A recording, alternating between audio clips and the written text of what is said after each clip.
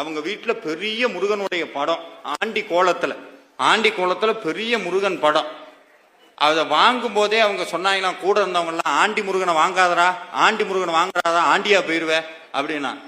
அவர் ஒரு வார்த்தை சொன்னார் சார், எனக்கு அப்படியே சுருக்குன்றுச்சு. நான் என்ன முருக பக்தன், நீதான்டா உண்மையான முருக பக்தன் காலிலேயே விழுகணும்னு தோணுச்சு. அவர் சொன்னாரா, முருகனுக்காக நான் ஆண்டியா போனோம்னா நான் தாராளமா ஆண்டியா போறேன், எனக்கு தேவையில்லை. அதுல ஒரு விஷயம் சொன்னாரு சார், இவங்க எல்லாம் ராஜலங்காரம் சொல்றாங்க, ஆனா அது என்னமோ எனக்குள்ள குறுத்துதுங்க அப்படியே உள்ளுக்குள்ள. அந்த ராஜலங்காரம் பண்றதுல கூட என்னுடைய சுயநலம் தான் உள்ள ஒளிஞ்சிருக்கு. அவருக்கு நான் அலங்காரம் பண்ணி பார்க்கணுங்கிறது ஆசை இல்லை, அவருக்கு அலங்காரம் பண்ணி பார்க்கணும்னு ஆசை இல்லை.